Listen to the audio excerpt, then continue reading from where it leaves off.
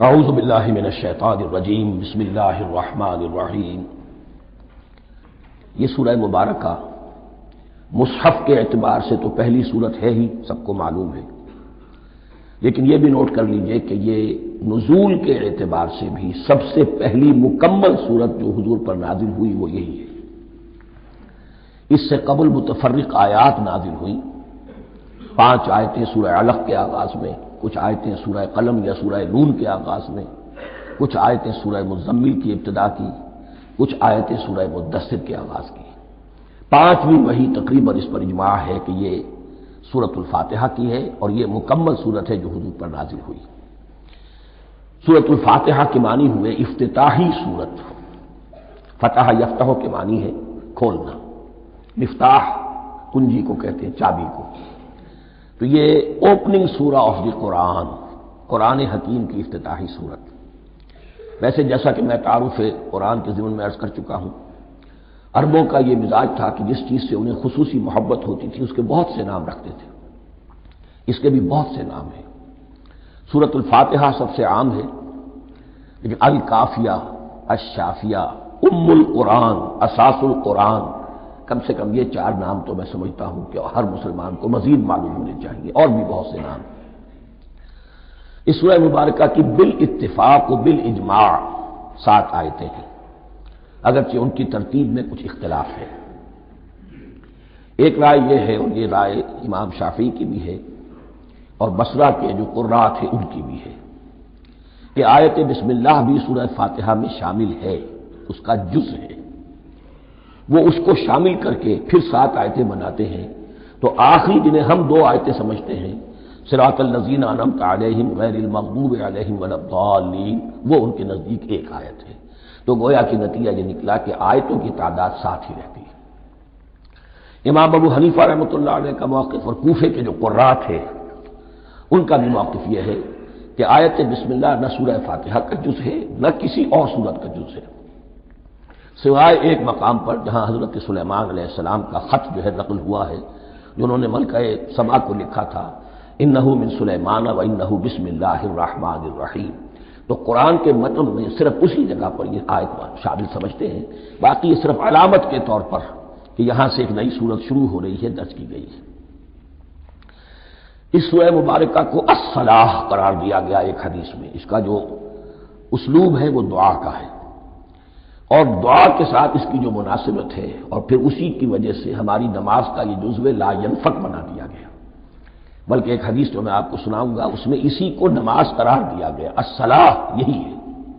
ویسے وہ حدیث مبارک موجود ہے، لا صلاۃ لمن لم یقرأ بفاتحۃ الکتاب، جو شخص سورہ فاتحہ کی تلاوت نہیں کرتا اس کی کوئی نماز نہیں۔ اس کے حوالے سے بھی ہمارے ہاں 2 مسلک ہیں، ذکر صرف اس لیے کر رہا ہوں کہ آپ کے علم میں ہو، ان میں کوئی بنیادی فرق نہیں ہے۔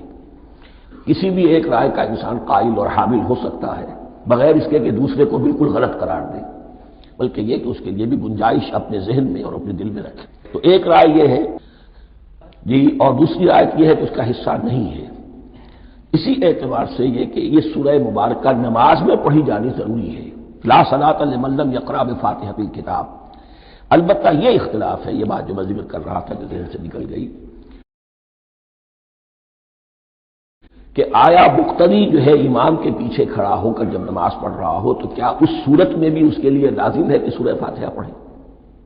اس میں 2 رائے ہو گئی، بلکہ 3۔ ایک رائے انتہائی ہے اور وہ فقہ حنفی کی طرف منسوب ہے کہ اگر آپ امام کے پیچھے مقتدی کی حیثیت سے نماز پڑھ رہے ہیں تو کسی بھی رکعت میں آپ سورہ فاتحہ نہیں پڑھیں گے۔ ایک دوسری بالکل برعکس رائے ہے، وہ امام شافعی رحمۃ اللہ علیہ کی ہے کہ ہر حالت میں چاہے امام جہری رکعت پڑھا رہا ہو جس میں وہ بلند آواز سے سورہ فاتحہ پڑھ رہا ہو، اور چاہے وہ سری رکعت ہو، ہر حالت میں مقتدی کو بھی پڑھنی ہے۔ ایک تیسری رائے بین ہے، وہ امام مالک کی ہے رحمۃ اللہ علیہ، کہ جو سری رکعت ہے جس میں کہ امام بھی خاموشی سے پڑھ رہا ہے، مقتدیوں کو بھی پڑھنی چاہیے۔ جو جہری رکعت ہے جس میں کہ امام بلند آواز سے پڑھ رہا ہے، اس میں مقتدیوں کو خاموش رہ کر پوری توجہ جو ہے سننے پر صرف کر دینی چاہیے۔ اذا قرئ القرآن فاستمعوا له وانصتوا، جب قرآن پڑھا جا رہا ہو تو پوری توجہ اس کے پڑھنے پر مرکوز کر دو اور خود خاموش رہو۔ میرے اپنی رائے میں یہ تیسری رائے سب سے زیادہ صائب ہے اور اس میں کسی طرح کی بھی کوئی پیچیدگی پیدا نہیں ہوتی۔ بہرحال اس سورہ مبارکہ کا جو اسلوب ہے میں نے عرض کیا دعائیہ ہے، البتہ قرآن مجید کے علم اور حکمت کے اعتبار سے، اس کے فلسفے کے اعتبار سے ایک بات سمجھ لینی چاہیے۔ قرآن کا فلسفہ یہ ہے کہ بنیادی ہدایت ہر انسان کے دل میں موجود ہے، بالقوہ، پوٹینشلی۔ یہ جو قرآن مجید یا اللہ کی کتابیں نازل ہوتی ہیں یہ انہیں ایکٹیویٹ کرتی ہیں، وہ اندر کی جو ڈورمنٹ کانشسنس ہے، خوابیدہ شعور جو ہے اسے بیدار کر کے اور پھر یہ کہ اسے اجاگر کرتی ہیں۔ ہر سلیم الفطرت انسان اور سلیم العقل انسان، دو سلامتی شرط ہیں۔ سلیم الفطرت، نیچر پرورٹڈ نہ ہو، فطرت مسخ نہ ہو گئی ہو، عقل سلیم ہو، ان دونوں چیزوں کا نتیجہ یہ نکلتا ہے کہ وہ انسان از خود، بغیر کسی وحی کی رہنمائی کے، بغیر کسی نبی کی تعلیم کے سے استفادہ کیے ہوئے از خود بھی کچھ حقائق تک پہنچ جاتا ہے۔ اور وہ حقائق کیا ہے؟ نمبر ایک یہ کہ اس کائنات کا ایک خالق ہے اور وہ ایک ہے، اور وہ تمام صفات کمال سے متصف ہے۔ نمبر دو یہ کہ انسان کی زندگی صرف یہ زندگی نہیں ہے، بلکہ ایک اور زندگی ہے کہ جس میں اس زندگی کے اعمال کے نتائج برآمد ہوں گے۔ یہ دو باتیں، اس کی زیادہ وضاحت کے ساتھ جو ہے اس کا تذکرہ آئے گا سورہ لقمان میں، جہاں حضرت لقمان کی شخصیت کا تذکرہ ہے، لیکن یہاں صرف یہ بات سمجھ لیجئے کہ قرآن کا فلسفہ یہ ہے کہ ہر انسان میں، ہر فرد نوع بشر میں جو اپنی ولادت کے وقت مسلم ہوتا ہے، حضور کی حدیث ہے کل مولود یولد علی الفطرہ ابواہ یحودانہ او ینصرانہ او یمجسانہ، ہر بچہ نوع انسانی کا فطرت اسلام پر پیدا ہوتا ہے، وہ فطرت کے اندر وہ ہدایت ودیت ہے۔ اب اگر وہ فطرت بس نہیں ہوئی اور عقل جو ہے وہ صحیح رخ پر کام کر رہی ہے تو ان دو حقائق تک وہ انسان خود پہنچ جائے گا، لیکن ان دونوں حقائق تک پہنچنے کے بعد اب وہ دست بستہ دعا کرے گا کہ اے رب اب مزید ہدایت تو مجھے عطا فرما۔ ایک تو یہ کہ میں کیا کروں کیا نہ کروں، میری عقل اس میں ٹھوکر کھا سکتی ہے، میں کسی اچھی چیز کو بری سمجھ سکتا ہوں، کسی بری کو اچھی سمجھ سکتا ہوں، تو مجھے صحیح راستہ، صحیح راہ ہدایت پر چڑھا۔ یہ دعا ہے جو انسان کرتا ہے جبکہ وہ ایمان باللہ اور ایمان بالآخرہ تک خود پہنچ چکا ہوتا ہے، اور یہ سمجھتا ہے کہ صحیح زندگی کا رخ یہی ہے کہ جس رب کو میں نے پہچانا ہے کہ وہ اس کائنات کا خالق ہے اور مالک ہے اور رب ہے، میں اس کی بندگی کروں، اس کی اطاعت کروں، اس کا حکم مانوں، اس کے راستے پر چلوں، لیکن وہ راستہ کون سا ہے؟ اس کے لیے پھر دست بدعا ہوتا ہے کہ پروردگار تو میری رہنمائی فرما۔ یہ مقام ہے کہ جہاں آپ سمجھ لیجئے اپنے آپ کو بھی آج اس جگہ پر تصور کرتے ہوئے پھر اس سورہ مبارکہ کو پڑھیے کہ آپ اس مقام پر اللہ کے فضل و کرم سے پہنچ چکے ہیں کہ اللہ کو آپ نے پہچان لیا اور اس کی توحید کو جان لیا، اس کی جملہ صفات کمال سے آپ واقف ہو گئے، آپ یہ بھی جان گئے کہ بڑھ کر اس کے حضور میں حاضر ہونا ہے اور وہ حساب کتاب لے گا۔ پھر آپ نے یہ عہد بھی کر لیا کہ اب زندگی گزارنی ہے اس رب کی بندگی میں، اسی کی فرما برداری میں۔ اب یہاں کھڑے ہو کر آپ پوچھتے ہیں کہ اللہ مجھے وہ تفصیلی ہدایت عطا فرما، ایسا نہ ہو کہ کبھی میں کسی راستے پر چلتا ہوا کسی پگڈنڈی پر مڑ جاؤں اور وہ تھوڑی سی جو ڈیویشن ہو میرے راستے کی وہ میری عاقبت کو برباد کر دے۔ یک لحظہ غافل گشتم اور سرسار راہم دور شد، اس لیے کہ ہوتا یہی ہے سیدھے راستے سے ذرا سی کوئی پگڈنڈی جو ہے تھوڑے سے اینگل پر نکلی ہے، لیکن جب چلتے جائیں گے آپ تو جتنا آگے بڑھیں گے اس پر، اس راہ صراط مستقیم سے آپ اتنے ہی زیادہ دور ہوتے چلے جائیں گے۔ یہ ہے قرآن مجید کی حکمت اور فلسفے کے اعتبار سے اس سورہ مبارکہ کا مقام۔ اب آئیے ہم بسم اللہ کرتے ہیں۔ بسم اللہ الرحمن الرحیم، شروع کرتا ہوں میں اللہ کے نام سے جو رحمان اور رحیم ہے۔ اس پر کچھ گفتگو ہو چکی ہے تعارف قرآن کے ضمن میں کہ رحمان اور رحیم دو نام ہیں کہ جو رحمت کے مادے سے نکلتے ہیں۔ رحمان میں اللہ تعالیٰ کی رحمت کا جوش ہے، جانی کیفیت، طوفانی کیفیت، اور رحیم میں اللہ تعالیٰ کی رحمت کا دوام اور تسلسل۔ یہ دونوں کیفیات اللہ کی رحمت میں بیک وقت موجود ہیں، جس کا ہم تصور نہیں کر سکتے۔ ہم سمندر کو دیکھتے ہیں، متلاطم سمندر ہے، اس میں ہیجان ہے، طوفان ہے، دریا کو دیکھتے ہیں کہ وہ سکون کے ساتھ چل رہا ہے، خاموشی سے چل رہا ہے، بہہ رہا ہے، بس تسلسل کے ساتھ بہہ رہا ہے۔